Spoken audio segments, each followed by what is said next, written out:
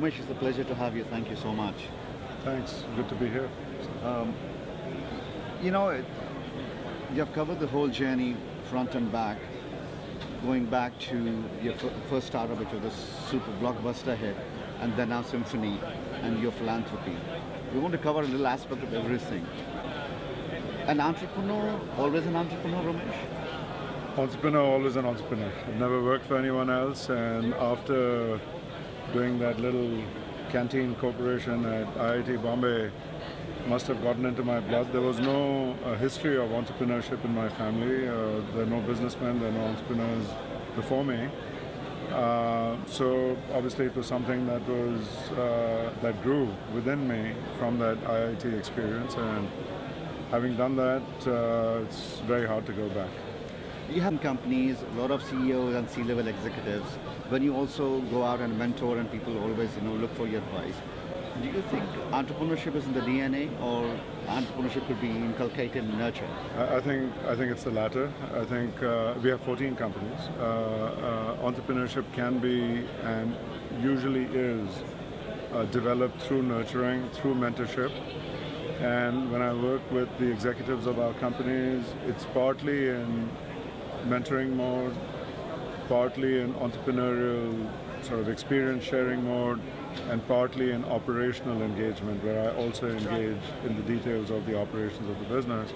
But in particular, the area that I'm most excited about, and the one where I spend most of my time with our companies, is in innovation. Because as I mentioned in my talk, the biggest single driver of value creation is innovation, particularly breakthrough innovation or revolutionary innovation.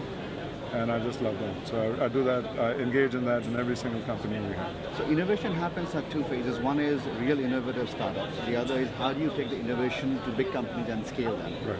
Where do you see the real challenge for this? I think both are challenges, because in the case of a startup, you're usually starting up a company where there are competitors around.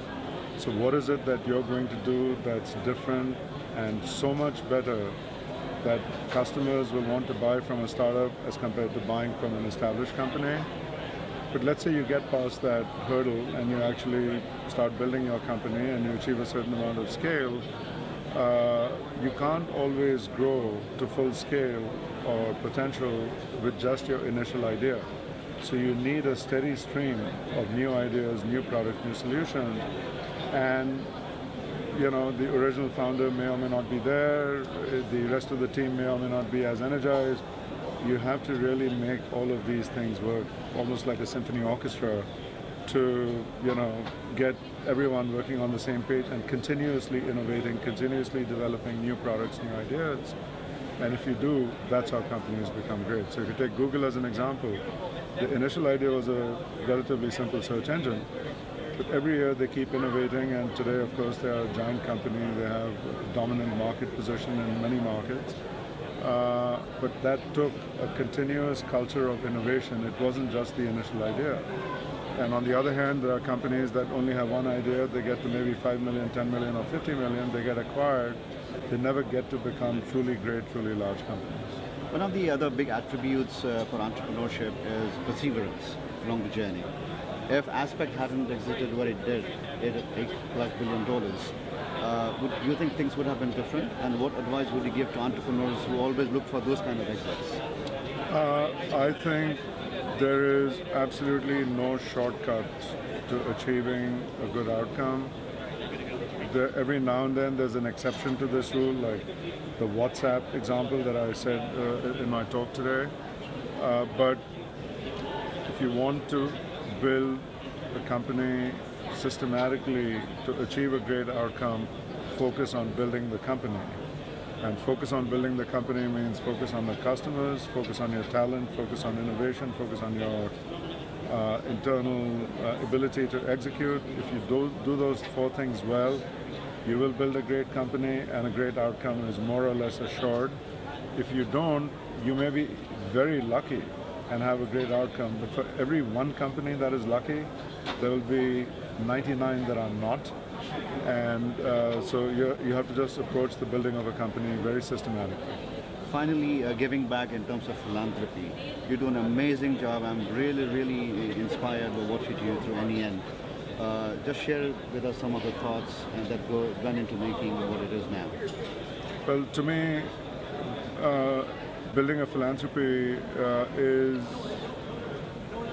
about establishing a mission and values in a way that is very similar to what you do in starting up a company. So in this particular case, I decided to focus on job creation. We then decided that the best strategies for creating jobs were to accelerate entrepreneurship and to accelerate skills development in India. So we launched the Entrepreneurship Initiative, which is called National Entrepreneurship Network 10 years ago. It's now reached a pretty substantial level of scale. Similarly, we are building up the Skills Development Initiative, and the goal is that for someone like me who's been blessed with, in a sense, a fair degree of success, it's not enough to just do philanthropy with small scale and small impact. There's an obligation for me, at least it's an obligation I feel and take seriously, to do philanthropy with large scale impact. So all our initiatives, whether it's the National Entrepreneurship Network or whether it's the Skills Development Network or the Opportunities Network for the Disabled, all of these are intended to be large-scale initiatives that will benefit hundreds of thousands or millions of people in India. And now we are beginning to expand it. So we are just opening up our philanthropic activities in Pakistan, Malaysia, Indonesia. And then once we get through that phase over the next couple of years, then we want to go to West Africa, Central Africa, and South Africa. I think you continue to be an inspiration to the entire entrepreneurial ecosystem. It's truly a pleasure. Thank you so much. Thank you.